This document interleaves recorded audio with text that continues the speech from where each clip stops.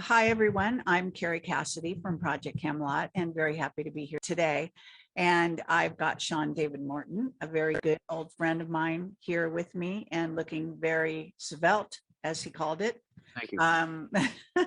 And nice to see you looking good, Sean. And I'm leopardish, like the Project Camelot logo, the leopard or the jaguar. I'm sorry, is it jaguar or a leopard? Did we figure that out ever?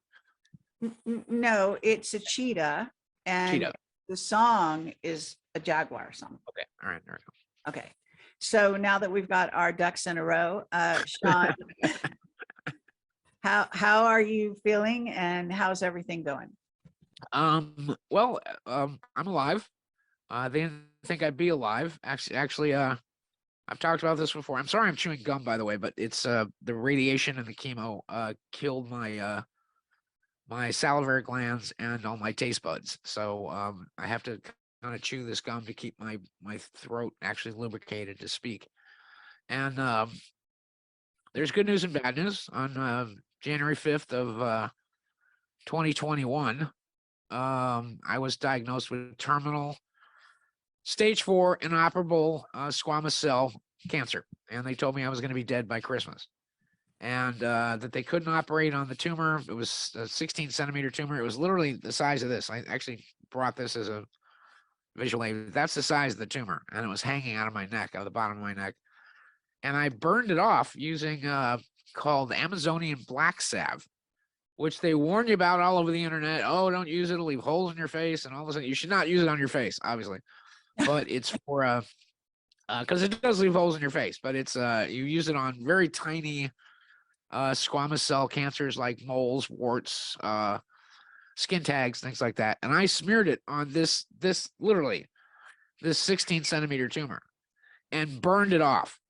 And the thing was squirting blood every day. And I just put literally leather belts between my teeth, hopped myself up on painkillers, and burned this thing out. And but I couldn't get rid of this stuff on the inside. So the whole story, long and the short of the story, is Val Kilmer has been a friend of mine for 30 plus years, almost 40 actually, and no 30. And he's a Christian Scientist. So he did science of mind. He did Hubaju. He did the hands-on healing. He did everything. And he just said, look, Sean, nothing worked. He said, just let these, quote, bastards get their hands on you and do what they say, because it's one of the few cancers they can actually cure. And Stanley Tucci had it. Michael Douglas had it. All these guys are about the same age. All got it all at once. So I finally broke down and did it. Something like 37 gamma radiation therapies. I turned into the Incredible Hulk and destroyed most of El Toro, but it's El Toro, so nobody knows it's there anyway. And did the chemo, which gave me the remarkable mutant ability to vomit at the most inopportune times. And Sean, are you going to have to go in much more detail than this? No, that's it. I'm just saying that thank you for doing this today. I know you're bored of my, you know, it's asking an old Jewish man, how are you? That's a 45-minute conversation. Next week, they knock me out. They're going to go down my lungs, and they're going to pull something else out, a biopsy, and I'm just praying that so please stay tuned, because the cancer may have spread. I don't think so. But in the meantime, because of this, and because I haven't been able to really speak or eat or chew since last August, I've written 6 books. I mean, 6. And you're seeing, you know, the latest one here, which is the Summarian War. And incredible.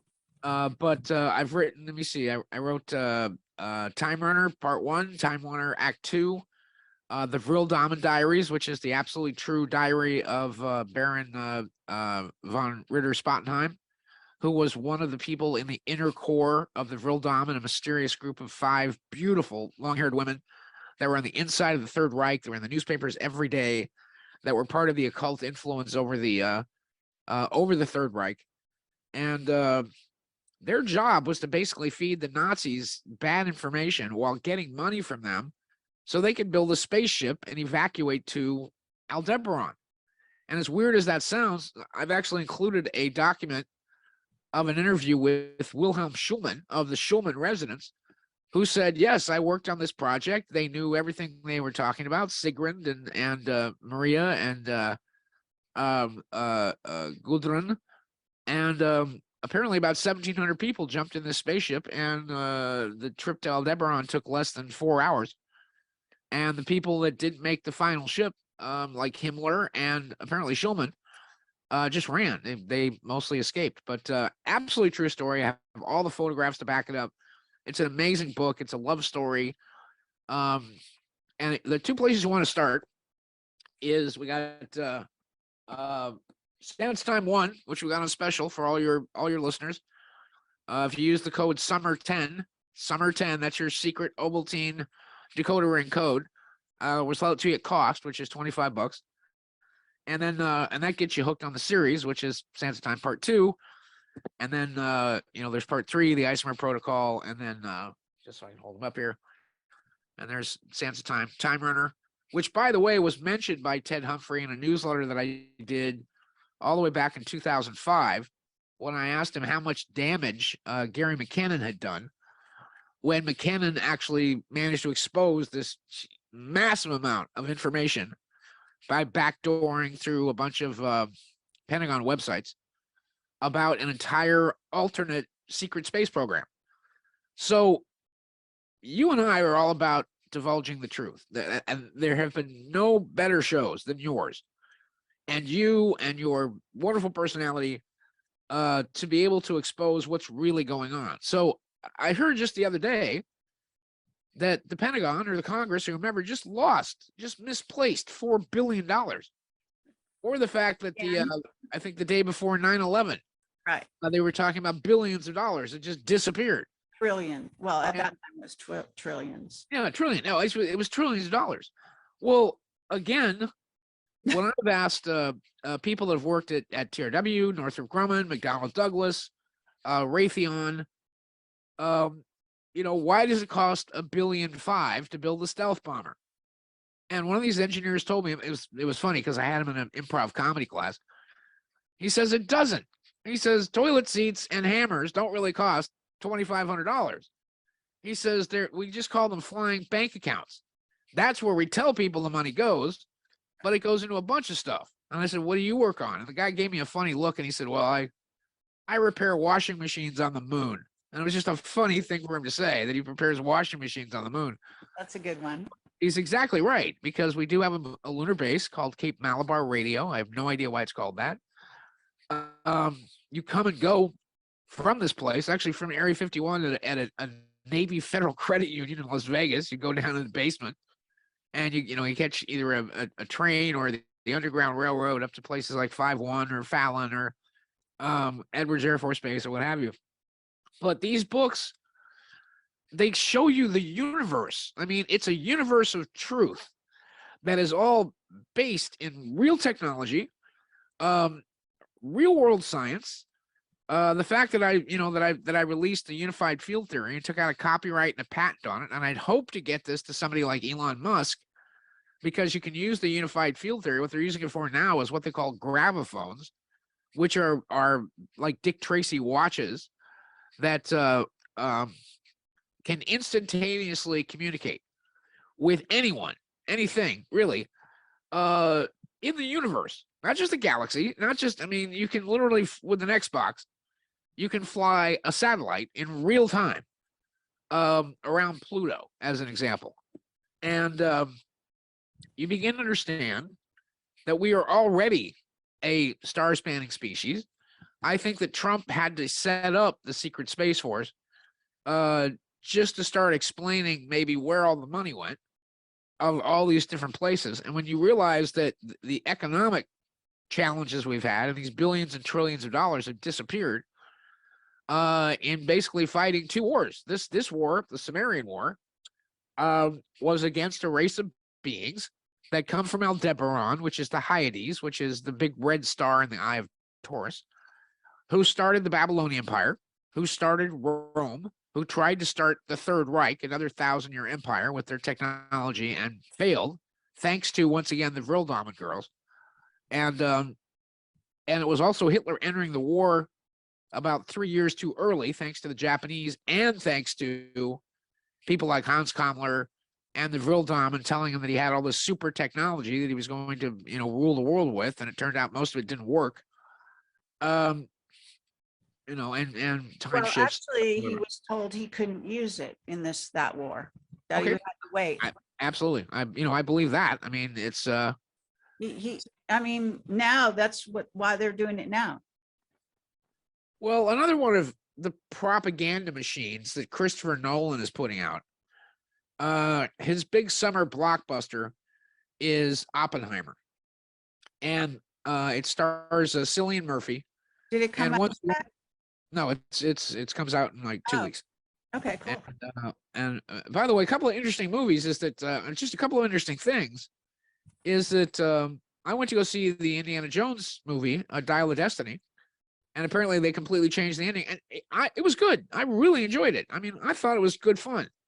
Okay. But that movie is being beaten at the box office. In other words, it went up. It was being beaten at the box office by the new movie by Jim Caviezel, the movie about him saving all the kidnapped kids. Sound of Freedom. Sound of Freedom. Yeah, it's being beaten at the box office by Sound of Freedom. That many people are going to see it. And of course, now Mel Gibson has put his fame and money and his the $1 billion he made off Passion of the Christ into a 6-part series that's going to expose child trafficking and sex slavery and body parts and adrenochrome. So everything. But wait 1 second. Did you hear that Mel got arrested, or was that old news that made the rounds again? No, I mean, I would have heard about it. I watched most of this stuff, but it's. I mean, Okay, that was talking about way back when with the. No, there was a rumor just like a week ago saying, oh, because of his new movie or series, as you're calling it, he got arrested. But maybe that's fake news then. Oh, I have no doubt they'll come after him again. No doubt. I mean, it's and primarily the reason they went after him the first time, well, over the fact that he drives around, he bombs around the boo, plastered out of his mind, and he's there's a reason why he started in Lethal Weapon. He's a little unstable, and so but they did it primarily. Most people don't know Mel's history about his father, Hutton Gibson. And Hutton was a big time war hero, and then became a fighting chaplain in Korea. Won more medals there. And Mel was born in Philadelphia, and he and his 8 brothers and sisters, Hutton moved the entire family to Australia because he said the military industrial complex is not getting its hands on my kids, because he didn't want them drafted to put in the Vietnam War. And Hutton did one story. I mean, and even I did this in college, where for political science, because I got my degree in political science from USC. But I did a term paper, on a TV series, a 2-night TV series called The Holocaust, which is, by the way, where they get the name The Holocaust. It came from an NBC miniseries, not like they named it The Holocaust when it happened at the time. And I just looked into the propaganda stuff behind what was going on with the Holocaust, and got in all kinds of trouble for doing it. And Hutton Gibson did kind of the same thing. And so he questioned a few of the things of the Holocaust. And by the way, even the World Jewish Congress is now saying that the 6 million number is not true, that it was more like 3 million. But, again, if you murder just one person, it's the same as murdering as many. But even they are saying that the numbers were cooked quite a bit. And Hutton said that. And I met him at a couple of conferences some time ago, and I think Mel took the heat for it. But it was also because he made, with Passion of the Christ, he did it with his own money and his own distribution, and he made $1 billion, $1 billion off Passion of the Christ. Never and has never done a sequel to it, which I can never understand. But he's out there. Hey, Mel, call me, look me up. A sequel to it? That's a bit, Well, that'd be perfect. I mean, I wrote a screenplay for the sequel to it, basically called 40 Days. And no one has ever done a really great kind of action adventure movie about the 40 days from the time Jesus dies, into thy hands I commit my spirit. First place he goes down to hell. Then he releases the souls from hell. I don't know how that works exactly, but he releases them from purgatory, frees the souls, and then for 40 days, the apostles are being basically chased around by the Romans, which of course ends with the ascension. I mean, why has nobody done that? But you see 10 Commandments every year on Easter, but it's just saying. For yourself, I don't. but okay. Okay, sorry. You have you have much better taste than that, so it's It's not, yeah, really, please. But anyway, no, okay, let's get back to the subject at hand. So okay. What you what were what is the talking, subject at hand? What are we going to talk about today? well, actually, I thought it was really interesting what you were just saying. So you're attributing a lot of what went on with the Nazis to the beings from Aldebaran, and now Yes. you're also wrapping up prior history into that race and where they came from. Where did you get that information? Okay, this is as part of the Because it doesn't jive with the Summarian tablets and the Anunnaki. oh, okay. Well, that's odd. It could be that I mean we're talking about millions of years ago. We're talking about, you know, the Great War that happened 65 million years ago, which was basically the Saurians, or the reptilian race that dominated the surface of the planet. Then you're talking about the Babylonians and their Sure. sky gods and Could be Anunnaki. different times in history that were. Absolutely, and not only that, but this is the most fascinating part for me. And you know, I'm learning things as I put these books out there. And of course, what I'm doing is I'm taking some very dry diaries and you know, turning them into I mean, they've been compared to Ian Fleming's James Bond novels or the Martian Chronicles or Isaac Asimov's Foundation, which is humbling for me, considering you know, I knew Ray Bradbury used to come over to our house and you know, read me bedtime stories. He lived over in Venice. And my dad knew all these people because he used to have these panels that he used to run at TRW, which is where I met Gene Roddenberry and Rod Serling and Isaac I Asimov. And thought your dad ran a bar. no, he did that too. Actually had Really? he actually had Oh, okay. I didn't hear that part about TRW. I only heard the bar part. he was my dad, Captain But you Gerard don't even Thomas. think he's your dad. You think your real dad is the astronaut, right? Well, I asked my mom that, and she said no. I just had terrible taste in people, which is, you know, again, it's not a nice thing to say, but there was an affair that was going on between Gus and my mom at the time. And Well, who do you look more like? Because I don't actually know. I don't look like anybody. You know, maybe I look more like Gus, but it's I certainly don't look like my brother, who looks like you know, looks more like Will Wheaton. But I don't know who Will Wheaton is, but he okay. used to be on Star Trek Next Generation. Anyway, so no, he had a club for astronauts and experimental test pilots and the whole thing called And the that is Journey. a great childhood in a way. All you do is complain about your childhood, but those are the cool things. I don't complain. When have I complained about my childhood? Because when Cleaning pools in Redwood City. Come on. yeah, that's the part of my childhood that sucked. When, you know, when my parents got Parents were divorced, mean to you.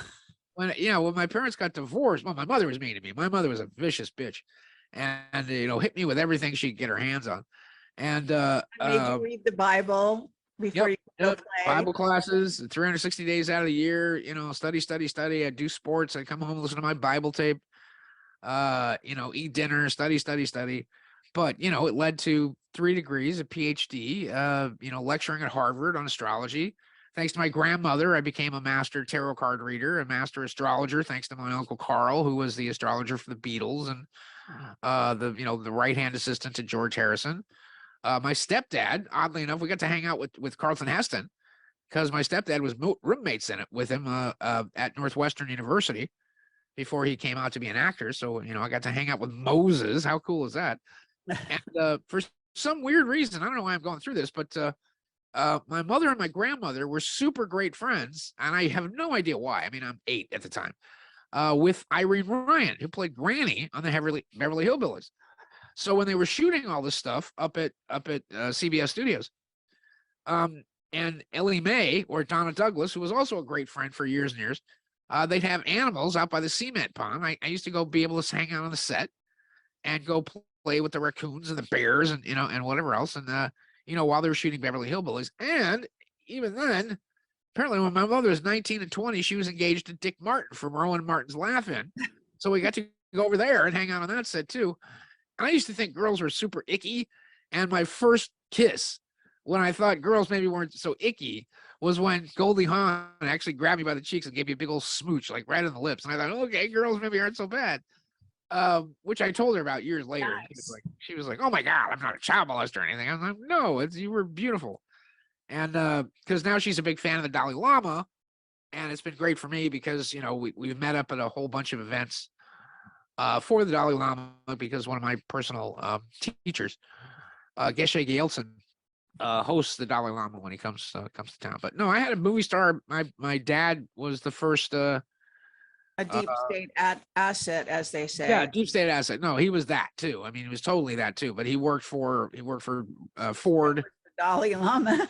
Ford, Bush, Nixon. He was an advance man for all these people, and then he was vice president of TRW. And at night he ran the Jerry Morton. He must have known all the secrets. Yeah, well, it's kind of tough when you go out on his boat, and there's a bunch of Chinese on the boat, and they're all the Chinese generals who had just murdered like 5,000 people at Tiananmen Square, and TRW is selling them missiles. They're selling them missiles. Sure. And I got pissed off because I'm like, where they're pointed? They're pointed right at us. And Walter Cronkite was a great personal friend, and we used to go sailing with him all the time. And I got uninvited because I jumped on Walter, because in my opinion, he's the one that lost us the Vietnam War. I mean, it's just, he came up. We never lost a battle in Vietnam, not one. We won every engagement with the enemy that we ever engaged in, every single one. And Walter Cronkite comes home and says, "Oh, we're losing this war in Vietnam. It's too much for us. Oh, we can't do this war in Vietnam, blah, blah, blah, blah, blah." So it's, and he just became the voice of the liberal media, sold them missiles. And I began to realize that, because I had a front row seat for it, that when the Soviet Union collapsed in '89, the first thing that we did was the military industrial complex realized that Russia could no longer really be a threat. So they started lock, stock, and barrel, selling missiles, selling computer technology, selling the Promise software, anything they could think of to begin arming the Red Chinese, to make sure that they're the next big threat. And which, again, I'm not so sure they are, because their economy is based on, I mean, they've got a really weird, I mean, for every product they make that costs $1, it costs them 98 cents to make that. Well, So considering they want to rule the world with a totalitarian idea of it, of running the world, and they're part of the New World Order, and Klaus Schwab and the whole fucking, Nazi contingent. Yeah, I don't think they're such good guys. And by the way, they're also backed by a couple different diabolical aliens. Yeah, indeed. Wait, I want to show you this because I was going to get you one of these mugs. Can you see what this says? No, something, it's kind of broken up. It says Thanos was right. Who? Thanos from Thanos. the Avengers movie. Did you see the Avengers movies? I guess not. Who's Thanos? I just thought I'd show you that because I was going to get you that.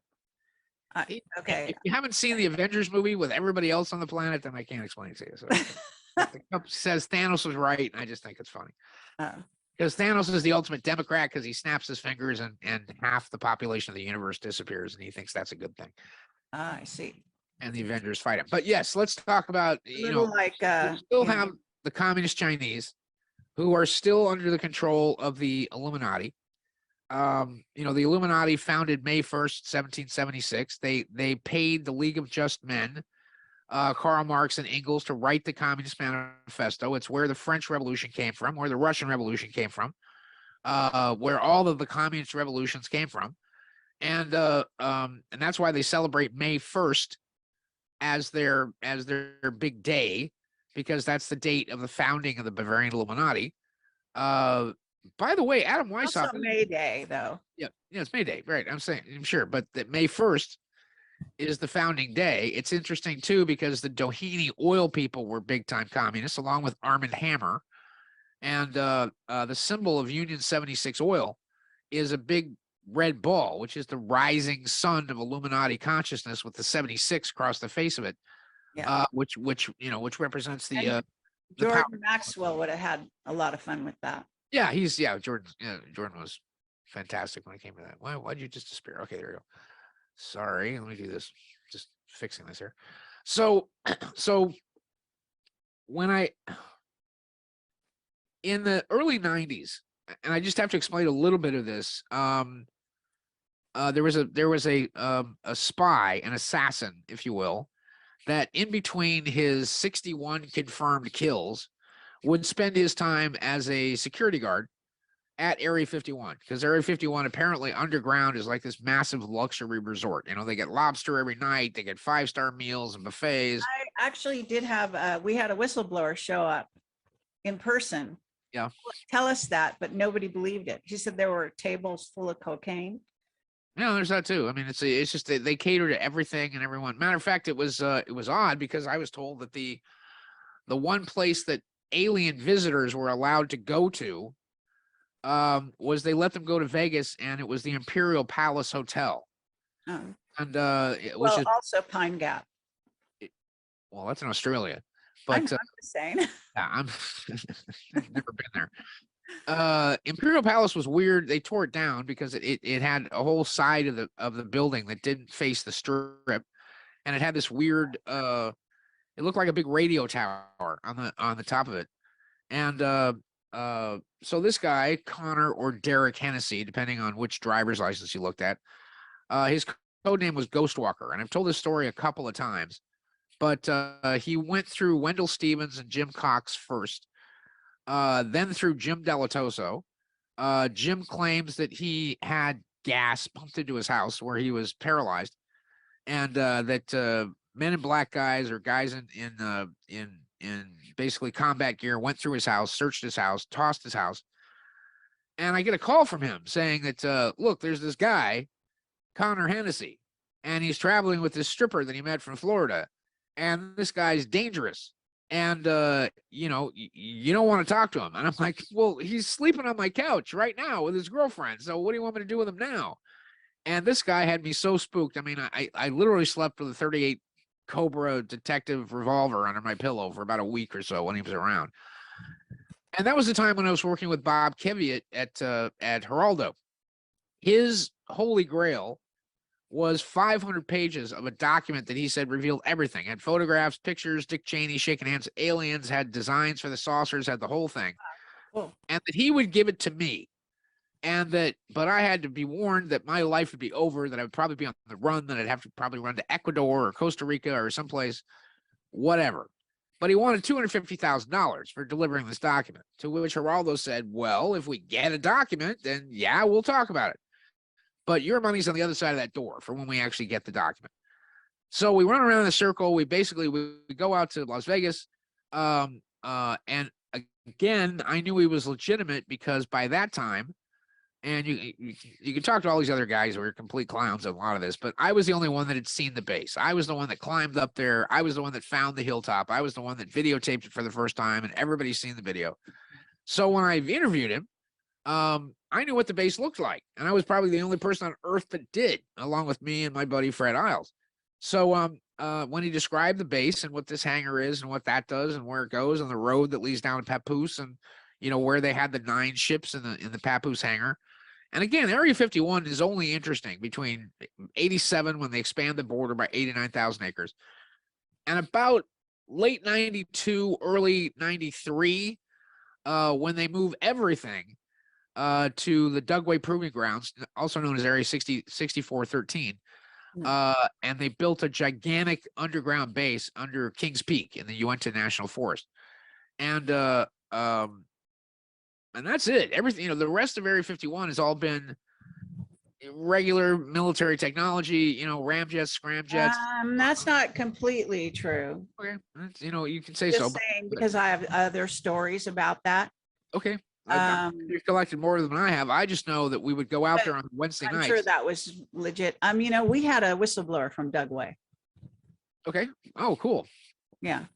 Well, the reason they picked that was because they used to test they had dead sheep around. They had, you know, big signs that because they used to test like nuclear waste or nuclear gas or not. I'm sorry, toxic waste, toxic gas, biological warfare stuff. Remind me where Dugway is. It's like, what state is that actually? Just told me you had a whistleblower from there. I do. I know, but you know, it's been a long time. I just don't remember exactly. Because we shot, okay, the reason I'm bringing it up, you know, when we shot our TV pilot, yes, was all about Mars. Well, we went to Dugway to shoot We shot the whole thing. We told the cameramen that, you know, that we were being surveilled, that their filming would be interfered with. They laughed at us. Then we went and shot at Dugway. The whole day's shooting disappeared off their cameras. They couldn't believe it. And finally they believed us. Okay, well, still to this day, I mean, you go out to Kings Peak and it just So looks which state is it? Is it Idaho? Utah. Not Idaho. It's Utah. Utah. It's in Utah. Okay. Area 6413. It's in Utah. Okay, because the thing is that there's you know where that ski resort is, Telluride? That's in Colorado. Oh, well, there's another ski. No, wait. No, I'm silly. Where's Salt Talking Lake? about Park City? Salt Lake, yes. Park Salt City. Lake City. Okay. Yeah. You know, Salt Lake, you have to fly into Salt Lake City and then you Yes. drive and the NSA, you know, their big computer farm out there. That's out where the Mormons all are. That's in No. there's a 9,000 person Mormon community. And that's in Bluffdale. Matter of Yeah. fact, Melissa Okay. drove to the gate Okay, and said, but I what's wanted this to talk- for? And the guy said it's for spying on the Chinese, but that's the gigantic Yeah, okay. data dump for the National Security Agency in That Bluffdale. is on Next the to a way. 9,000 person. Okay, it's on the way to Park City, is all I'm saying. No, it isn't. No, it isn't. Yeah, No, it isn't. Park City's right next to Salt Lake City, honey. My wife is from there, so it's not. okay, like- then no, that's not the right place. Okay, all I'm telling you is that this town, which is, so there's Telluride, there's. Telluride's in Colorado. That's next to Colorado Which Springs. one's the place where that famous actor Robert Redford? That's which Park one's- City. That's Sundance. That's Park right next City. to. That's right next Okay. to. All I want to say, let me finish what I want to say about it. Park City has geomagnetic anomalies all over it that people Yes. never talk about. Yes. Just saying. Well, those are portals and this is what we're talking about. We're talking about, you know, going interdimensional. We're talking about the secret space program. We're talking about these areas around these secret bases and so on and so forth. Okay. They are chosen to be built in these places because of the anomalies, or whatever you want to call them, access to other dimensions. Well, that's exactly what. Well, I mean, when I went out to Skinwalker Ranch, which is on the it's right across from the Ute Indian Reservation. What I saw, well, okay, let me just tell you what it is. Once again, going back to the war 65 million years ago, which was a race of beings called the Elohim, who are also from Aldebaran. And you were asking me where all this is coming from. There is a fascinating interview in the in the current Sands of Time Summarian War, in which Ted, because he's going up against an enemy that is overwhelming and he's never fought before, and he's trying to figure out how to beat these people. So I discover, and this is probably old news to you, but you know, I'd never given much credence to a lot of David Icke's theories. And, you know, even though David's a friend, and I had David on my radio show, we had like 4 million people tune into the radio show when David was on there. And you and I have both been guests at, you know, at David's things. He's treated us both very well. And I'm not sure I've been a guest. Where are you talking about? it was San Francisco. He did a talk in San Francisco. No, I wasn't a guest. Oh, okay. I think it was you know, for which I think Robert Quicksilver put it up. But we did Skip interview money. David. Actually, we interviewed him in Sedona. Okay, fascinating guy. So I have known for a while, because of my time in Tangpache, the Tibetan monastery, that there are pockets or bubbles or foam, if you will, inside the earth. I'm not a big believer in the hollow earth theory, but I do know that there are massive subcontinents underneath the Himalayas, which the Tibetans called Aghartha Major, and the Gobi Desert in China called Aghartha Minor. Not only did I learn about these things when I Shambhala was- is there as well. Oh, yes, was yeah, or could be Hunza, but I've gone there. to Shambhala. Mhm. Okay, is there a pool? Is there a hot tub? Just No, saying. I Okay, mean, so I'm sure you'll tell me all about it.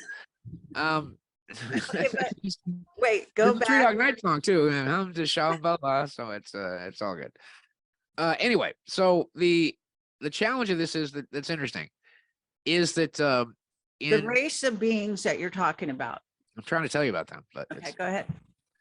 so there is in 1989, the Red Chinese were doing a whole bunch of underground nuclear testing, and this was in Time magazine, okay?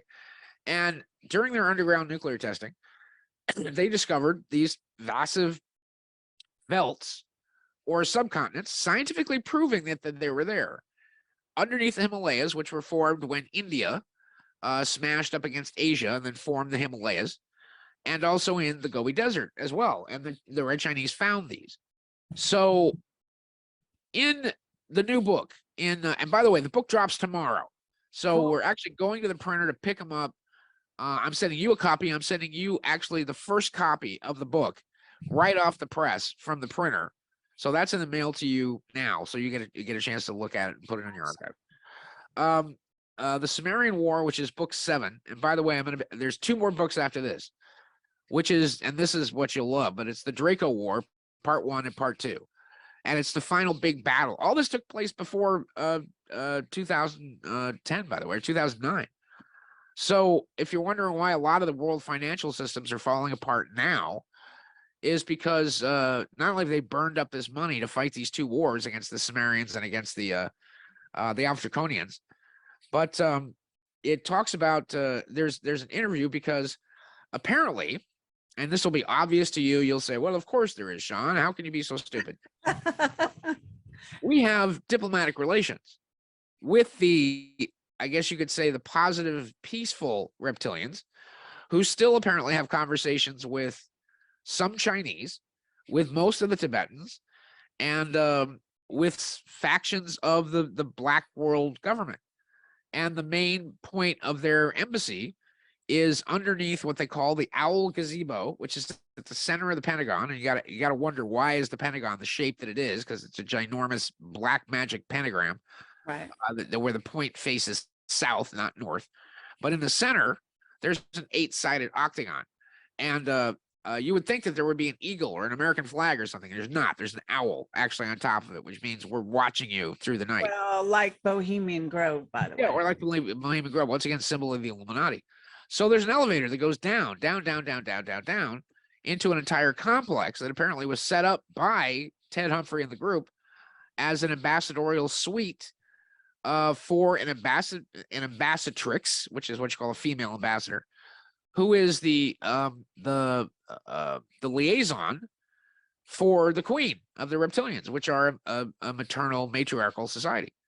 So Ted goes down there to speak to her, and he gets kind of a history lesson on the wars, which is in the books, which I was so riveted by, which talks about the last really big war, which was approximately 65 million years ago. Long story short, the reptilians were getting along with the humanoids, if you will, who were called the Elohim, who later became the Babylonians in the Third Reich and set up Rome as well. And then they kidnapped a bunch of monkeys, basically about 20,000 of them, and they biologically engineered them and used them as slave labor and then released them. And then at the end of a 23,000-year cycle, they would collect the best ones that evolutionarily had survived well, destroy everything else on the surface, then biologically engineer them, and then drop them back on the surface, which totally explains why there is no missing link. There's no link between Australopithecus and Neanderthal, between Neanderthal and Cro-Magnon. They just kind of appear. And so this is why, is because they're taken off the planet, biologically engineered, DNA is monkeyed with, and the current version of what we are today, and this is Harvard speaking now. Harvard said this. Okay, I think this is bullshit, but go ahead. Okay, well, thank you for your study. And No, I'm just saying. And then let me finish what Harvard says. Harvard okay, go ahead, Harvard, that is, I know they're crap. Okay, but even Harvard scientists are saying that somehow our genetic engineering was kickstarted by genetic modifications from out of nowhere about 600,000 years ago, which led to us today. So let me get back to the war. So 65 million years ago, the saurians were on the surface. You had dinosaurs, you had whatever else, but you also had intelligent humanoid reptilian life. Humans come from Lyra. Oh, okay. Well, we come from all over the place, but it's Yeah, and we're actually cousins of the Pleiadians. But yeah, that's, you know, also the so we're not just saying. so- okay, but they're, I'm sure they genetically messed with those, you know, monkey, whatever, but that's not us. That's again, actually, they were okay, but the Illagim, or should I say the Aldebaranians and the Pleiadians, whatever else, they were humanoids like us, right.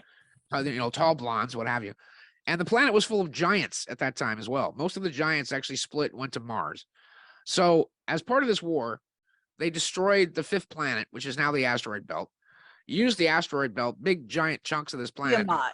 to hurl at Mars, Tiamat, yeah, or Marduk or Maldek or whatever. And they hurled a bunch of these rocks at Mars, 12 of which hit, which is what scraped away the atmosphere and did all the damage to Mars. They did one against the Earth, which only hit, and they missed us with most of them, but it hit the Yucatan. And the final denouement of this war was they used a massive rail gun, basically an electromagnetic plasma weapon, which resulted in the formation of Marinus Vilnius, which is a ginormous Grand Canyon on Mars. It's 3,200 miles across, it's 7 miles deep, and is a replica, larger, but a replica exactly of the Grand Canyon on Earth, because the same weapon was used. I've heard that. Yeah.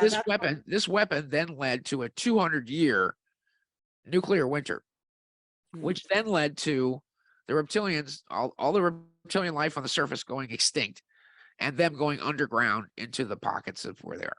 Okay, now wait, can I ask you if this came from Ted Humphreys, this story? Yes.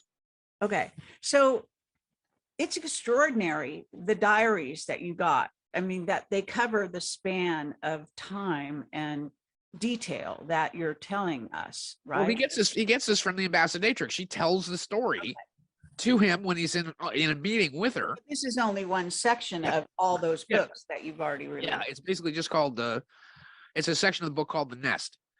And Ted has a interdimensional companion called Emma, and she kind of crashes the meeting, which just pisses off the Nest, because apparently the AI. Yeah, but her beings, these sixth-dimensional beings, also had something else to do with this war, which is still kind of mysterious. But you know, she gets all hacked off about it. And you know, Ted brought her in just to show her that we have some allies in the universe, that it's not just us. And anyway, so the fascinating thing about all of this is that the reason I was given these diaries in the first place is because I was willing to basically risk my life with Ghostwalker, back with Geraldo, and we had a security team and we had everything ready to take this guy back east, and we are going to pay him the $250,000. And he disappeared. He just vanished. As a matter of fact, the last we heard of him, and this is why we think he was just a spy that was going through everybody that knew anything about Area 51, was the next time we heard about him, he was infiltrating sovereign citizen patriot groups, specifically Elohim City in Texas. And we heard that he was trying to get them, they were trying to frame these patriot sovereign groups, very much like they did with Waco, to blow up a government building, which of course we heard about before the entire hoax and fraud. Which Obama is trying to do right now. Oklahoma City. You think he's trying to blow something up now? Yeah, I'm sure Well, they are. they want to blame something on the Patriots. That's what Yes. that group of ones. Well, I think, you know, I mean, I wasn't going to get into politics with you today, but I mean, if the Don't start. I sent out a meme today. For those of you that want to get on my mailing list, you know, I send out like a couple of weeks, the meme-orama, and I'm just going through all the best memes. Yeah, you do a good job. It's fun. Thank you. And I the one meme I have is it's the last scene from Planet of the Apes, and it's got Charlton Heston on his knees in front of the Statue of Liberty on the beach. And at the top I put, you voted for the Democrats again. God damn you all to hell. You blew it up. You blew it all up. So that's just one of the memes that I put together. So, and with this, I just want to say that, if the Democrats win again, which they certainly might, and even though it seems bad now, again, I've laid out my scenario that I think that if DeSantis somehow gets the nomination and Trump runs as a third party, he splits the vote and they get to put in anybody they want. Now they can put in Sleepy Joe again, or Newsom or Camel or whatever, because if the Republicans split the vote. And again, I said from jump that if the Republicans are smart, which they're not, they should be called the stupid party, because they're not, is that if DeSantis and Trump would stop stepping on their own dicks, that if Trump could just take in DeSantis as his vice president, then he rules for 4 years, then DeSantis takes over for another 8. He might as well put Pence in his place. DeSantis, in case you don't know, is I'm not a fan. I'm not a fan. I'm not saying I endorse one of the Illuminati. Why would he bring in another pawn just like Pence? Forget it. The only difference might be is that DeSantis isn't a pedophile. But other than that, the guy's, he was the Queen's boy, basically. Because he gets Florida with that. And DeSantis, I think, is somebody he can control. I'm not saying I'm fans of any of these people. I mean, I was a political science major. I just know how that it's a science. I know. Okay, there's a reason why it's a science. Let's talk about more. You know how you do the astrology and you do your psychic sort of thing with maps and stuff. Right. What do you see when you see that? Because I also want to ask you about this Richard Allen Miller, who I kind of talked to you about. He's a physicist. He worked for Navy intelligence. He is saying end of March, beginning of April 2024, there's going to be an event. That's a Carrington-like event. It's not going to be extinction level. It's going to involve earth changes. He says it's a 3 sigma, which is this military term for, 99.99 using math. Okay. I'm just curious, what's your take on it? Have you seen that sort of thing? There's a whole nother group that's saying in 2025, there's going to be some big thing. So let's talk about your sort of, psychic astrology, looking at the presidential election. What do you get from that? Not your opinions, but any psychic thing that I would come up with would be obviously tainted by my opinion. With Trump being vice versa. With Trump being a Gemini and Pluto moving into Aquarius on finally for some 20 years, because it moves back and forth. It moves in Aquarius, moves back to Capricorn. It just, it's basically like that down in another show. Yeah, like a truck just backing up over us over and over and over again. But it also means a lot of the woke stuff is going to go out the window, that people are just going to get sick of it. And that if I kept saying, if Trump actually gets in as president, because he's a Gemini, because his Gemini will trine Pluto, you're looking at a golden age. You're literally looking at a golden age. If he doesn't, and let's say they rig the election exactly like they did the last time, they weren't even sneaky about it, for God's sakes. And the Democrats get in again. Once again, it's going to be Charlton Heston going, you blew it all to hell. It's that'll trigger a civil war. I mean, it'll trigger, and the civil war will take the form of the states seceding. Already, you have San Bernardino County here in California, trying to secede from California. You have Oregon trying to join Idaho. You have Texas, who all they have to do, again, they are an independent republic. They are not a state in the Union. They're an independent republic that signs the Treaty of Hidalgo Guadalupe every 2 years.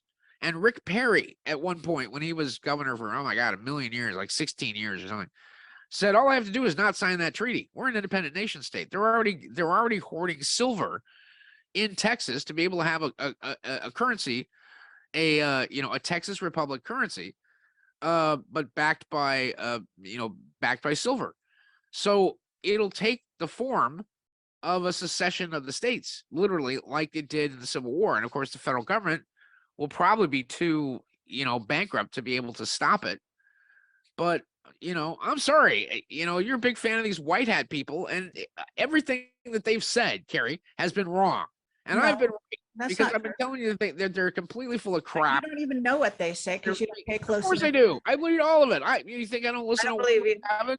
You don't think I don't listen to these people and just have to shake my head and go, "Oh my God." Okay, let's name one thing that'd be wrong because Juan has been right about so many things. He said No, Trump he would hasn't. be arrested. He Trump was hasn't. arrested.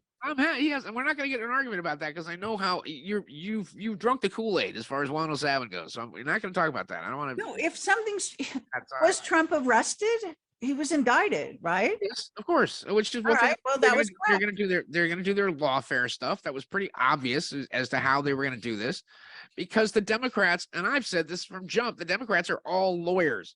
All of them are lawyers. Republicans are, doctors, candlestick makers, Indian chiefs, whatever. They come I'm from. not going to even go in that direction. That's not quite true, but nonetheless, okay. So let's. What do you mean? It's okay. Which part of that's not true, Carrie? You want me to call you on this? How do you know? Every Democrat how do you in the- know every how many Democrat lawyers are Republicans? I know of lawyers. Okay, all right. Let's. Rand Paul is a doctor. His father is a doctor. Is that a crime? No. Well, it is if they practice medicine the way they do. It is if they got I'm involved. just saying that every Democrat in government is a lawyer. Right. All of them. Now, the That doesn't Republicans make are them most- geniuses. Look at Biden. No, it doesn't. Of course not. But the challenge here is that Look at Democrats, his this is son. the way they fight. They don't fight fair. And unfortunately, the Republicans are in an aspect where we have to fight fair. We have to be above board. Trump could never get away with the stuff that Biden's getting away with now, ever. So, I'm just saying We would agree that- on that. the white hat people are just, it's nonsense. It's just all crap. Okay. So, But okay, all right. I'm moving sorry. on, let's- Trump's still the president. Trump. no, in wait, fact, the reason I have some questions. the reason they went after him at Mar-a-Lago is because all the white hat people were saying that he had the nuclear codes and that he had like a special back. Yes. It was like a conference room underground. See, those people saying this is why they went after him. They said it. Yeah, They were looking for nuclear launch codes. of course. That's not a secret. Which he didn't have. He He does. didn't have. No, He he doesn't. absolutely does. Okay. I actually saw him speak at Minden, assuming it was the real Trump, but whatever. He said he has the nuclear codes. He actually said it, explained it. He talked about it. I saw him do it in person. Okay, so I was there. Biden was actually, when he was vice president, Biden and Janet Napolitano and various other officials were actually trusted with the nuclear suitcase because they would not. I was told this by Canadian Secret Service to my face that they would Okay, that's give- fine, but Biden not is. give it to Obama because he wasn't a Service citizen. tells Of the you United your face could easily be a lie. Biden's dead. Okay, let's get down to it. Okay. All right. Let's bring in that reality. So again, I'm dealing with the reality that they're handing us, which is that this Why? creepy old guy, because the rest of it doesn't make any, it doesn't matter if he's dead. They're running a Joe Biden, a version of Joe Biden. Doesn't matter Yeah. if the real Joe Biden is dead or not. Doesn't matter to the Okay. to the general public. It's a question of whether or not Sleepy Joe can hide in his basement, and unless we go back to one man or woman, one vote on paper, and leave Well, that's everything what up the to Republicans want to do. internet connected voting machines, we're done.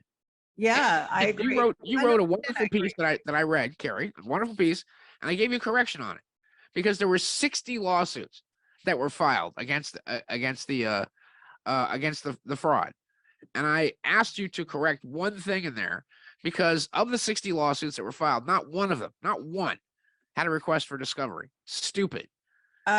You can't get justice from the Justice Department? No, you can't. But you also have to. But They're totally corrupt, when you're spreading it out, taken over, and run by the they brought all the evidence to Barr, and he ignored it. They brought all the evidence to the White House door, and Mark Meadows kicked him out, kicked Sidney Powell and Ellen Wood. That's correct. And kicked him out. Yes, But I he- know, I think about- agree. You can't walk into court 60 times and go, "You did this." And Yeah, they say, but what this is proof do you part have? of their, I'm this is part sorry. of their- I didn't ask for discovery. This is part of their play. Okay, but wait, They're morons. They're let's- idiots. They're okay, morons. fine. I want to ask you about the invasion of the Chinese into our country. Okay. Have you Now, seen I that? talked about that back in 1994. And here's the challenge. Okay, after running the Prophecy Research Institute for 17 years, after studying prophecy, after having one of the most stunning records of predicting various future events in front of 27 million people on coast to coast over and over and over again. Yes. Predict political events and earthquakes and outcomes of elections and whatever else. Sean, I'm a fan of yours. I know. Thank you. I'm not saying this at Okay, all. so that's all good. Yes, we're still okay. I still take, because I studied this when I was a kid and when I was living in Egypt when I was 16 years old, and I studied some of the greatest minds that I thought that were studying the mathematical time codes of the Great Pyramid of Egypt and how those codes related to the 7,000-year modern history of mankind. We're standing at the edge of an abyss, and it's weird for me to see. Oh, you disappeared. You still there? Yeah. Oh, okay. I'm sorry. Something weird happened here. We're standing at the edge of the abyss, in which, according at the edge of an abyss, yes. According to the Great Pyramid of Giza, billions will die, and they came here specifically. They incarnated to die, and the pyramid predicted that we would see a massive increase in the population right around the year 1900. That from 1844 to 1900, we would see a straight up evolution of the technology and consciousness of man that would then flatten out into the First World War, the Second World War, and then an open space between that, the beginning of the collapse of Western civilization starting in 1967, which you can trace to the drug and the hippie movement and to Woodstock and whatever else, but it is the 50-year aspect of that, to the fact that nation states. That could be, argued with. That could have been the biggest awakening, spiritual awakening of human consciousness. I'm telling you what the pyramid predicted, that it was the beginning. It was the beginning of the decay of Western civilization. You know who runs the pyramids and that whole fucking thing? I mean, it was Zahi Hawass, but it's not anymore. I mean, not even that. Why is that relevant to what I'm trying to say? It's not relevant to what I'm trying to say, Carrie. It's propaganda.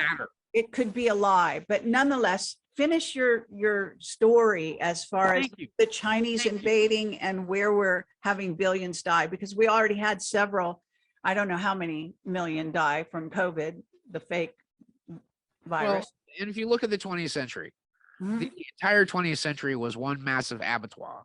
And if you look at it, what killed the most people in the 2070 in the 20th century was isms, was basically communism, totalitarianism.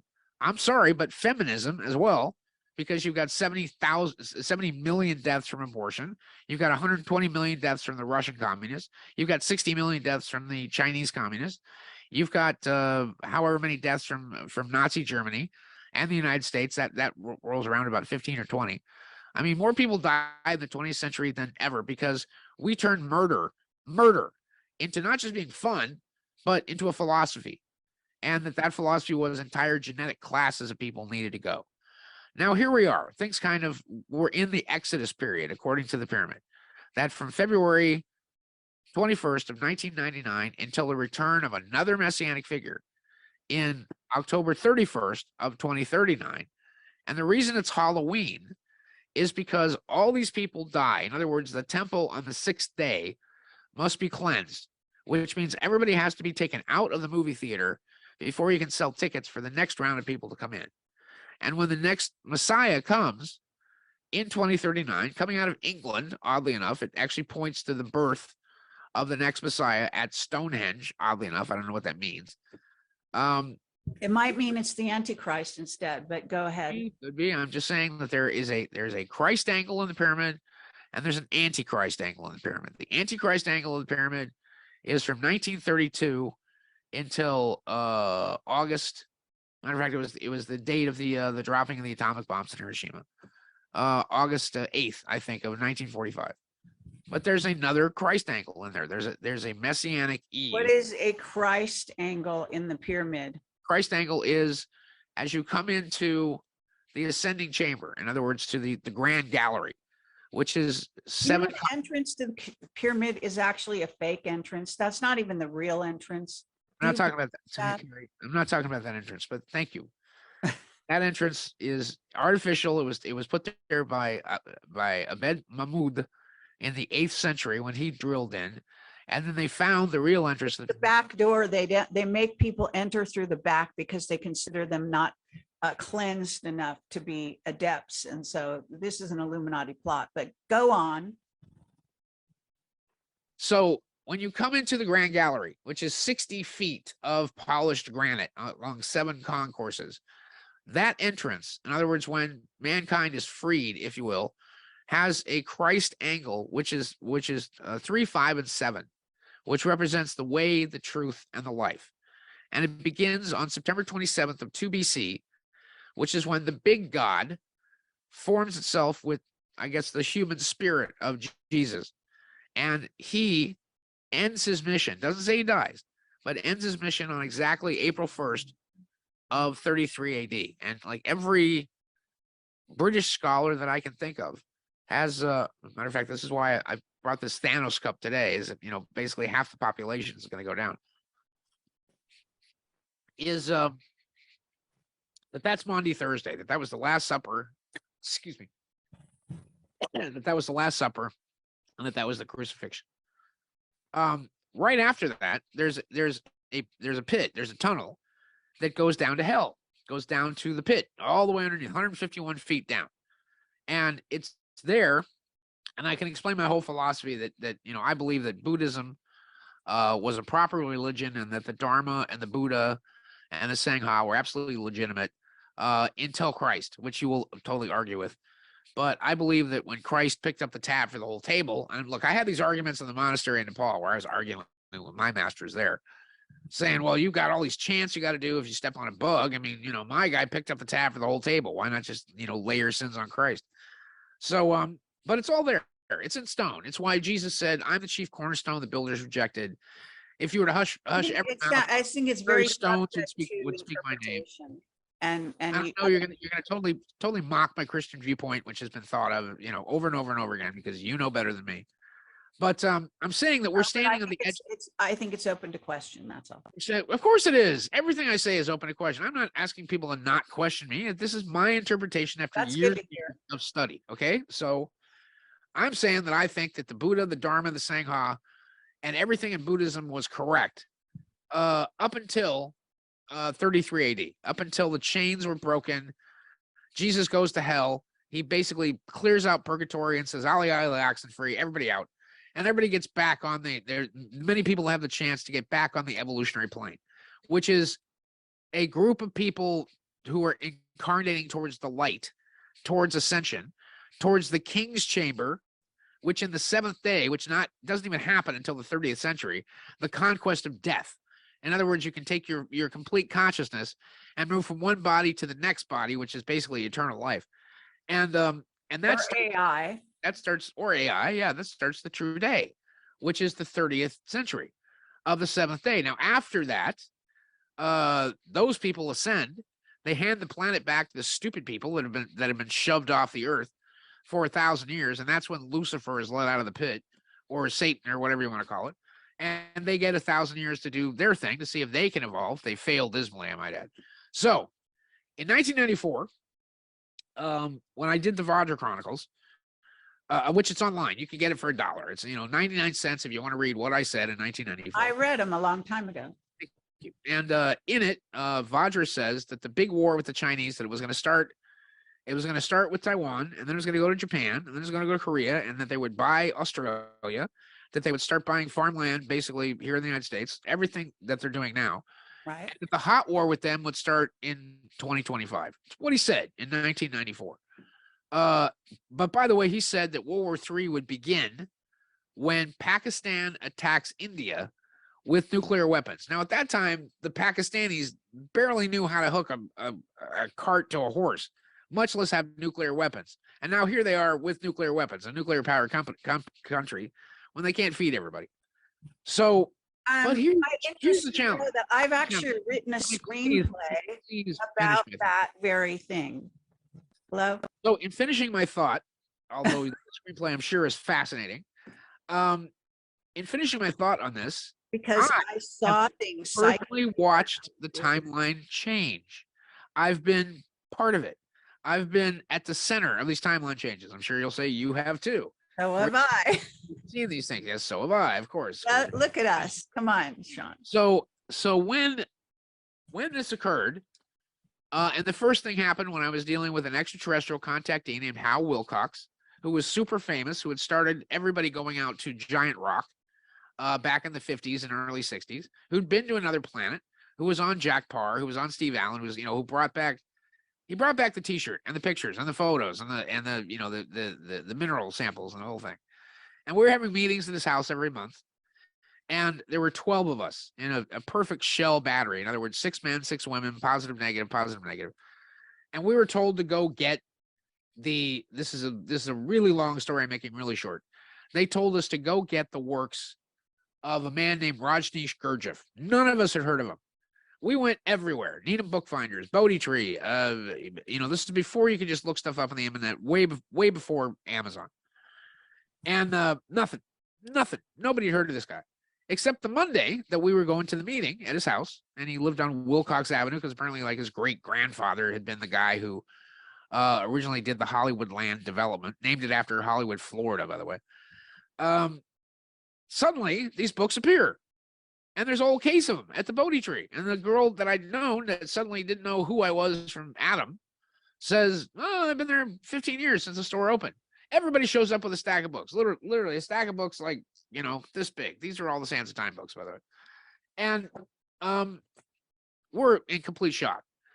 And we were told, because of our dedication, because we'd done what was asked of us, and because we'd done this meditation right, that whoever these ETs were, this Galactic Council, was allowed to go back in time and allow an American reporter to catch a train that he formerly missed.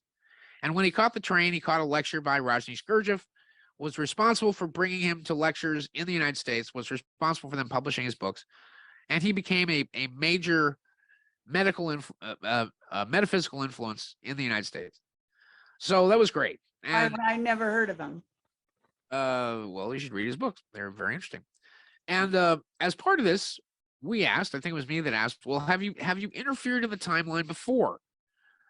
And they said, yes, as a matter of fact. Now, there's a way to manipulate time. You can either manipulate time by prophecy, where 1 million people suddenly become aware of a future event and are actually able to create an equal and opposite wave to change that timeline or vibration or frequency. In other words, changing destiny with mass consciousness.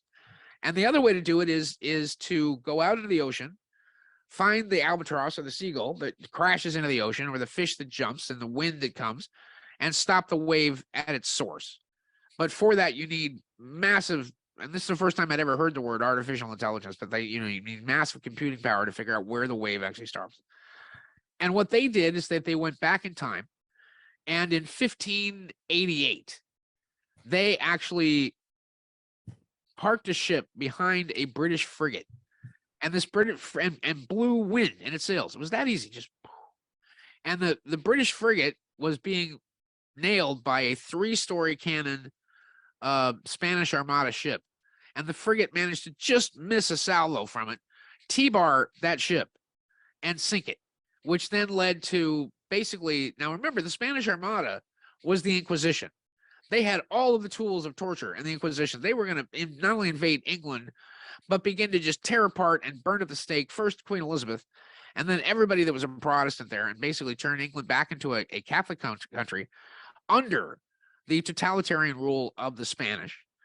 And we were told that at some point in the future, that the earth had become a nonstop totalitarian state, that it was nothing but literally a George Orwell boot stamping on the face of mankind, and then combine computers and artificial intelligence with that, and there was no hope. There was no hope whatsoever for us evolving and ascending. And so they changed this one thing in time, which allowed the British to beat the Spanish Armada, which in today's terms would be like the United States Navy with its infinite power getting beat by the Mexican Navy in the Gulf of Mexico. Those are the odds between the two of them. But because they won that battle, that single battle, it allowed the British to develop Shakespeare, to develop literature, to then colonize Canada, colonize the United States, colonize Australia, and basically brought the breath of freedom and freedom of thought and freedom of religion to the entire world, which we have today. And they said, we're going to get help from out there. because they said, no, I'm just saying what they said, what Commander Fudge actually said through us. They said that we are part of an evolving consulate, I think is the word he used, of 48 worlds, and that we are near the heart of the grand man. In other words, the whole universe is like a giant being, and that the heart chakra is evolving.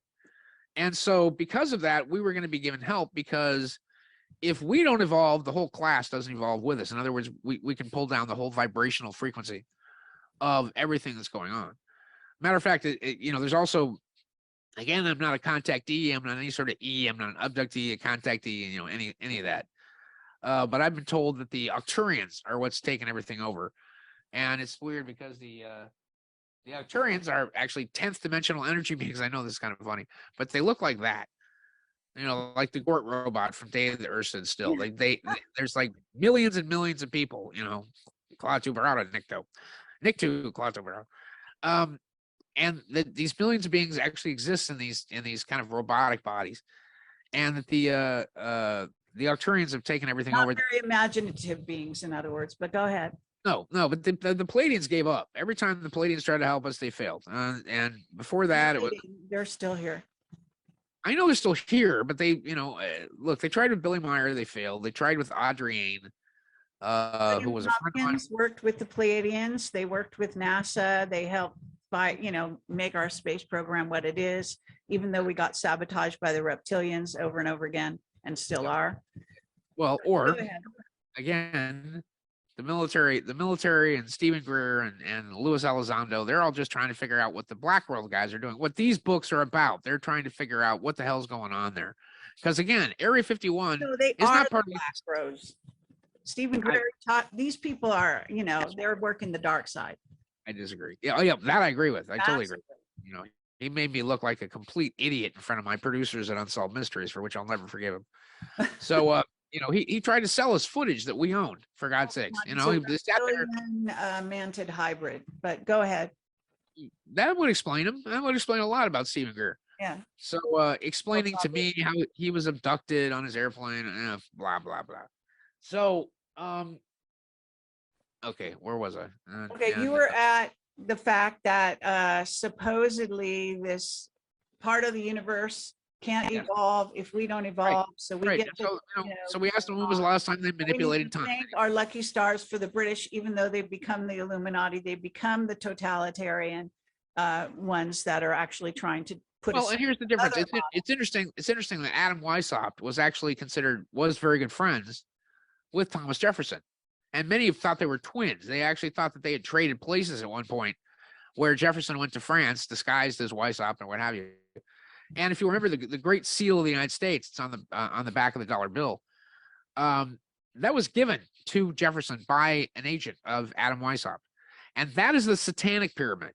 That is the pyramid that has 13 levels, that has the ribbon that has the serpent tongues on either side, and has the all-seeing eye of Lucifer, which is why it's used primarily by the Five Eyes agencies and DNI and CIA and all these other people. The actual pyramid, which is the Great Pyramid of Giza, is a pyramid which predicts the coming of a series of messianic figures. As a matter of fact, the Christ angle that I talk about, which is a Pythagorean angle, the 357, the entire pyramid construction radiates outward from that angle, showing that literally that Christ was the mission. And in lesser form, you had Buddha, you had Confucius, you had Lao Tzu, you had all these guys who came about 600 BC. Pyramid is an ascension machine. Yes. Not only is it an ascension machine, but it shows us the ascension. Now, to complete my point that we're standing on the edge of an abyss, it's interesting to me to see these James Bond villains like Schwab, like Zuckerberg, like Gates, like George Soros, like his. I think you flatter them a little too much, but nonetheless. They're scummy little kid, Lex, whatever. But they're trying to bring around this mass extinction. And by the way, the Pleiadians are a big believer in mass extinction as well, because Billy Meyer talks about. Yes, they are. Billy Meyer talked about how the perfect. There are rogue elements of the Pleiadians. Perfect population. One of those rogue elements is. Finish my sentence. I talk when you talk. That's how radio works. He said that the perfect population for a planet so that the trees can evolve, is 500 million. And that at one point in his now Henoch prophecies, because now that Semyazi got hit on the head, and she's in a parallel universe, the doll universe, I think it is, with the Temerians, that now I think he's talking to Ptah, which is her father. And he also thinks that he is the reincarnation of Enoch. He also thinks he's the reincarnation of Muhammad, he's the reincarnation of Christ, that he's the reincarnation of Ezekiel. Yeah, need we say more? I mean, come on, talk about taking over. Hello. Just saying. So, and he hates people in America. He hates the United States. Hates us. I know. I've been to his weddings. Yeah, and I got a sign, by the way, there. Oh, nice.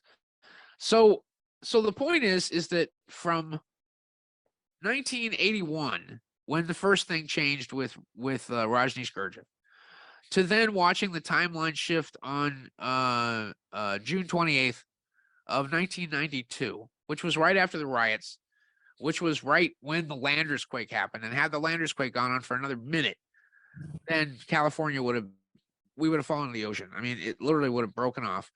And we were on the timeline of Edgar Cayce and Gordon Michael Scallion. And Gordon Scallion was the Mac Daddy of earthquake predictors. There were people who moved out of California, like Shirley MacLaine, like Elizabeth Yeah, Clare but Crawford, Edgar Cayce was basically fed some dark prophecies as well that never came true, and he was wrong. If you look at his prophecies, he did 40,000 readings. And of those 40,000 readings, he did 14 that had to do with the future. And the ones having to do with the future and Atlantis and everything else was a man who said, yeah, this is all well and good, but I just want to know if my business partner is ripping me off. And he was interrupted for it. So Ruth Montgomery took over a lot of it.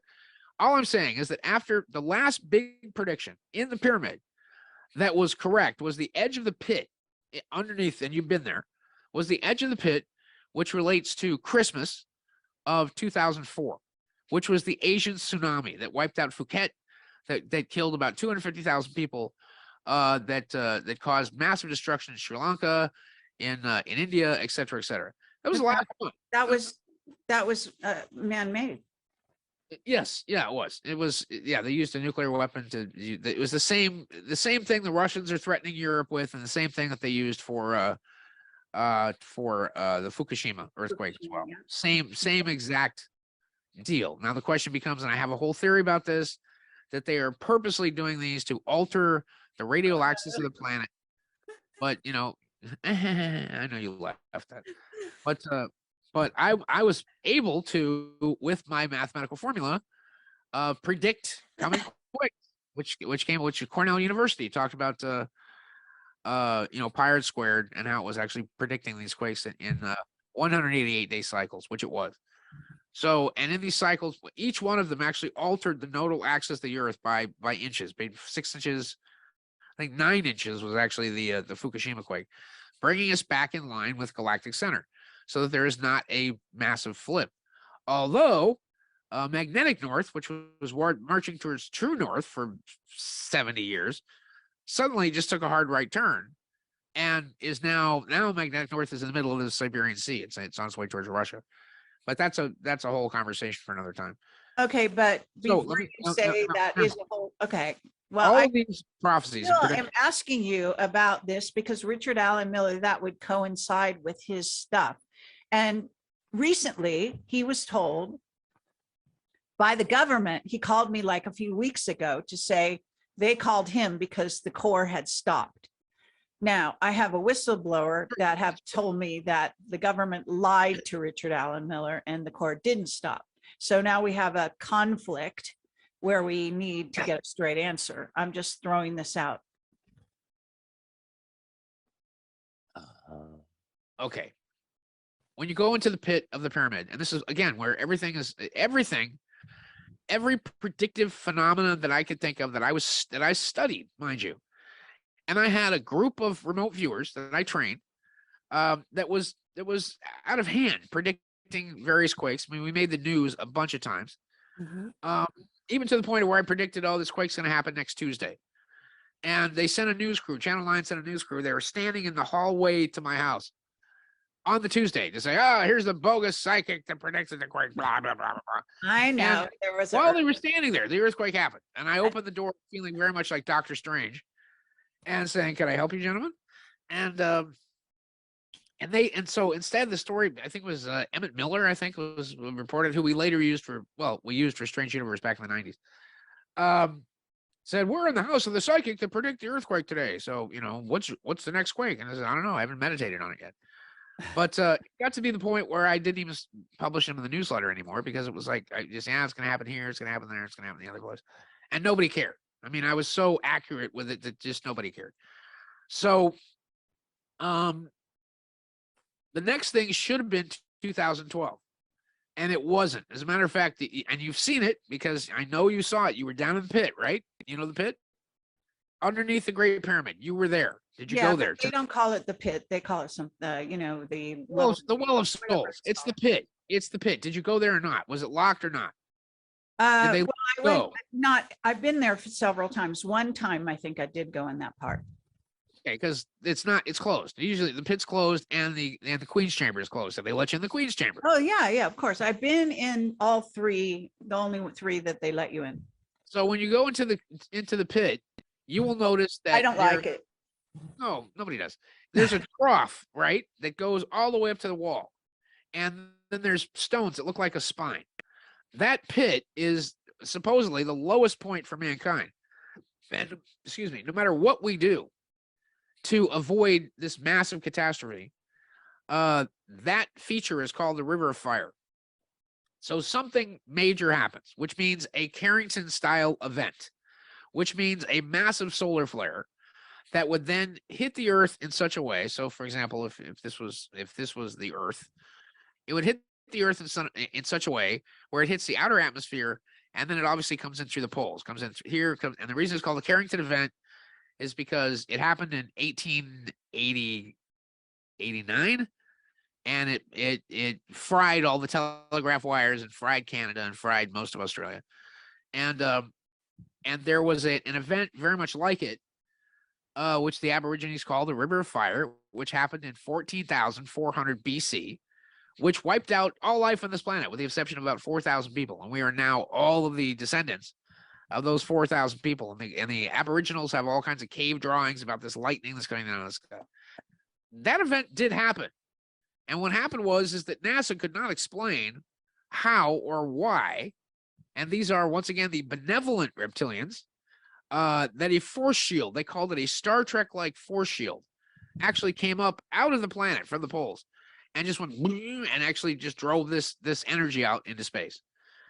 You could also say that Ed Dames's famous kill shot of where a solar flare simply wipes us out has been somehow diverted from, I can't even say if the planet's been moved or what it is. And the reason I gave up Prophecy Research Institute in 2009 is because nothing was real. Nothing was everything.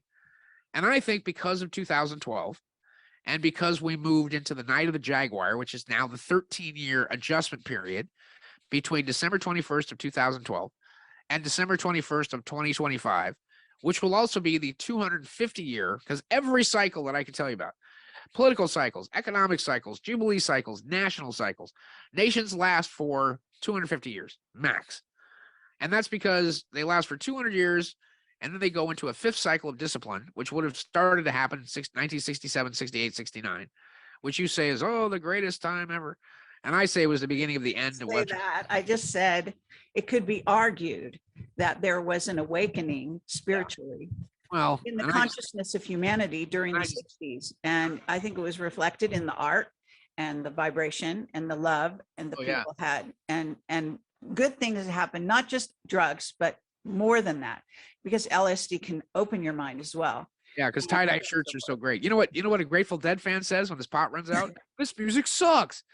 So okay, Sean, listen, we have to wind this up because we've been on the show long enough, and I know you've got so many brilliant things to go, but all I'm saying is that, okay, so what's your point? Do you have a final point here? My point is that we're on the verge of, look, when Pluto moves into Aquarius, we're on the verge of a new age. We're on the verge of we had that whole thing the last time. I believe it went in and out. It's out again. So it did already sort of started a little. I've been saying that it goes in and out of Yeah. Pluto Capricorn into Aquarius like 4 times. So I think it doesn't go back into Aquarius until December 24th of 2024, Christmas of Oh, 2020. well, that would be Then a year from that's the that. date. That's a year and a half from now. And then after that, it's in Aquarius for 28 years. Actually, a long time. That sounds like a really nice thing, but Pluto Yes. and Aquarius are not necessarily compatible. No, because here's what's going to happen. What Aquarius rules is, again, the AI and electronics. right. The squiggly lines in Aquarius are the remote transmission of energy and information through the air. That's Aquarius. It's not water. It's when Jesus said, "Go find me a place where we can all have dinner," and he said, "You're gonna find a guy who'll have a room, and he's carrying a cistern of water." And they find a guy, and he goes, "Yeah, my mom's got a place. You guys come up there." And that was the symbolism of going to the Aquarian man, if you will. And again, if you get Donald Trump with his Gemini, and the fact that he knows all about the secret space force, and the fact that his dad was best friends with Tesla, Exactly. John Trump, and I'm sorry, what? I said exactly. Yeah, and had these secrets. Although the best theory I've heard so far is that there's like a dozen Trumps, and they're not clones. It's that Trump has jumped himself back in time a minute. And have you heard this theory by Jetson? Not that there's a dozen of them. Yeah, they're not clones. That they've jumped back in time a minute, and so all the time displaced Trumps are all at his rallies and hats and all that. It's almost as good as your other theory. So, so the point of this is that because once again, it's the night of the Jaguar. We're swallowed by the Jaguar. We're processed by the Jaguar. It's a 13-year period. That's not a coincidence. And I wrote a theme song for Camelot, which is my poem Jaguar. Which is a great song. And now if we can just get a Jaguar for your website instead of a cheetah, there's a reason, because we photographed a cheetah on, when we went on our safari. The joke was that Tiger Woods is not a tiger. We are bigger. No, we were better and faster and younger than the lion, the MGM lion. That's why we did that. Weren't we all at some point in time? Anyway, so so wrap this up. In that 13-year period, for the first time, the Mayan calendar is a calendar of consciousness. It's a calendar of consciousness. And so for the first time in 26,000 years, an entire galactic cycle in our little solar system's rotation around Alcyone in the Pleiades, which is what we rotate around every 26,000 years, is that now you don't have veils on the right and the left-hand sides of the brain. As a matter of fact, the Alpha Draconians, the reason they messed us up is because when you go into the entrance of the pyramid, you see the 2 giant chevrons. It's the division between the male and the female sides of the brain, which is the male side of the brain. I'm sorry, over here, which is the logical, rational, geometric part of the brain. It's limited side. Height, width, breadth, and a measurement of time. It's the logical. It's the Tonka truck side. Yes. Side of the brain, which thinks in terms of music, color, dance, and quantum time, which means everything is happening all at once. It's like Einstein said, time occurs to keep everything from happening all at once. Well, everything happens all at once in this side of the brain. So that is now merging. And so now that the feminine and the masculine, that's why you have so many kind of androgynous, male, female, they're not chicks with dicks, they're dudes with tits. And it's this whole transgender thing, because once again, it's attacking what it is, although I told you they were going to come for your kids next once they got the whole marriage thing down. But it's all that meshing together. And once the brain meshes together, we're in fifth dimensional space. It allows us to then create the future that we need. So the reason the Sands of Time books were important, and I'm going to have them all finished by my birthday on October 1st, so I can be done with this. This will be my 15-year journey with this material, is that, and as I said, if you come on, join the adventure with Sands of Time Book 1, we've got a special of $25 on it. Sands of Time Book 2 is the second chapter of that. Sands of Time Book 3 is the Isomer Protocol, where we finally kick the ETs in the mouth. and get loose. This is the beginning of Time Runner, which Ted Humphrey talked about in my newsletter back in 2005. That's how long things go back. And then Antebellum, which is the preparation for this book, which is Summarian War, which you see behind me. But this book drops tomorrow. You'll be the first, and I sign them. It's got a 5-star rating on Amazon. Awesome. It's got a great review by Carrie Cassidy. So, who's wonderful. And, but we're really standing at the threshold of this. But it's just, all these James Bond villains, and now we don't have even James Bond. I mean, he dies in the last movie. I'm not wrecking it for anybody.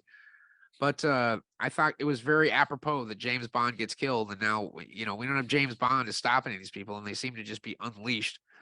No matter how much you believe in our wonderful white hats and our wonderful Wayne Willett and all the wonderful people out there who supposedly are stopping them, I don't see it. All right. But the Republicans in Congress are doing a hell of a job, a bang up job. I think they're gonna take the House and the Senate next, which is a start, and at the same time, as I said, the Sands of Time books are so important because they reveal the truth, I think, for the first time. And I was given the material because I showed that I was willing to risk my life and risk my freedom and to be able to get this information out there. And it doesn't help when you're kicked out on the street with no insurance and you're penniless and you're homeless and you're dying of cancer. And the only thing you can do is write. And that's all I've done this in past years is write. And hopefully I'll have these next 2 books done. So it's strangeuniverseradio.com, strangeuniverseradio.com. We're going to do an Amazon campaign at amazon.com if you want to give Dr. Evil, Jeff Bezos, the money. And I'm working on, actually within the next month, I'm going to have a translation in French as well. So anybody in Montreal that listens to your show or anybody in France, we're going to do that on Amazon also. I'm trying to get it translated into German. So if anybody can get the books translated in German, especially Vril Damen Diaries. And if you want to just read 2 books in the entire series, Vril Damen Diaries and probably part 1, Sands of Time, book 1, because that's really where the adventure begins. Carrie, again, it's a beautiful summer day. And I just want to say how beautiful you are, how much I love you, and your influence in my life. No, you saved my life, and My audience saved your life, but that's true. We made sure that you weren't homeless, and we love you and have always supported you all these years, and we will continue to do so. And you're where I got my cat, and I knew psychically that I would get a cat from you. We got new ones coming. We have years before it happened. Madam Sophie that we imported from. Okay, well, where's my kitten? She's only a year old. She's still a kitten. We're just waiting. That's a long time away. Well, she's a year old, so you got to give it another 6 months maybe. But she's a calico, so we'll have red. I love the calicos. We'll have white. We'll have calicos. We'll have all kinds of stuff. So, and she's so sweet. She's so adorable. I don't know what I would have done if because I was here all by myself. And Melissa was working, and I don't know what I would have done if I hadn't had Sophie, because she would curl up inside my sweatshirt and just purr and be nice. And Shaloo's kind of grumpy, and he's an old man, and but it's nice to have the cats around. So yeah, you got a kitten coming, sweetie. And again, thank you enough. I'm a lot of things, but ungrateful certainly isn't one of them. And I will be indebted to you for forever, for the rest of my life, as long as that might be. So thank you. Okay, that suits me fine. And thank you everyone for watching, and Sean for being here and for sharing even more of your amazing story. And I think people really would appreciate and do appreciate the fact that you talked to us about some of your early days and connections and whatnot, because I think that factors into the overall picture of who you are. When I'm done with this, my next book is going to be Strange Universe. Utterly true tales from beyond reality's edge, and it's going to be all stuff about Area 51, about Gus Grissom, about I was going to suggest that. Okay. And so, all the kind of wild adventures, the time adventures that we had, and watching UFOs alter time during the Landers earthquake out in Southern California, watching with my neighbors whole fleets of UFOs flying over my house over the Santa Monica Bay, which is pretty cool. So cool. So there you go. And Carrie Cassidy and everything she's doing and everything she's done and all of her world travels, back from Egypt, changing the world. And get on my mailing list, or get on. And oh, and one other thing too is that up on my Facebook page. So just come on Facebook. I have a whole explanation of what happened with the SEC, what happened with these court guys. I mean, the truth about it, because I've never really spoken out about it before, because it's just You also. did on my show. Yeah, I did, but now it's in writing, so you can see Good. exactly what they did to us Very good. and how it happened. God bless you, Carrie. Live long and prosper. I Sands of Time, Summarian War. You'll love it. It's great. It's a fantastic. I can't wait. I love your writing. So he does a wonderful job. So thank you so much. And they're going to be made into movies, right? That was the point. Yeah, I've got people crawling up my legs now trying to get options on it, but I don't waste them. So it's I've had them optioned by Sam Solokoff. Sean Stone's a good friend, trying to do something with them. There are people offering me. I just can't get involved with the wrong people now. So I'm just trying to talking to my agent, Jackie Stander at the Standard Agency. And it's weird because the Writers Guild is on strike now. And I guarantee you what's going to happen, because they'll settle the writer's strike and then SAG, because they have to have attention. But SAG and AFTRA go on strike after that. So I actually have a show I'm going to pitch to Travel Channel, which is I've got some connections there, which is so funny because every show on Travel Channel is about Bigfoot, UFOs, alien abductions, ghosts. Every show they have is about how it's too scary to actually go outside. Which is, I think it's funny for the Travel Channel. But I have a great idea called Teenage Paranormal Investigative Force, and it's a bunch of teenage college girls that go and investigate some of the most haunted places on Earth, and in their schoolgirl outfits, of course, and it adds a whole kind of scream queen teen horror movie aspect to it. So pitching that now. Okay. Well, I hope your books get made into movies Yeah, I and hope so too. television series or whatever. Okay. Take care. Have a great night. Glad you're looking better and more healthy. And I hope that you get good news next week. All is one. Life has purpose. God is love. Just remember that. That's the ultimate, the ultimate Mayan motto of their civilization. So it's and Carrie Cassidy is all those things too. So And it's all about the journey, not the destination. that's right. That's what they say. Okay. Okay. Cheers. Thanks. Bye. Bye-bye.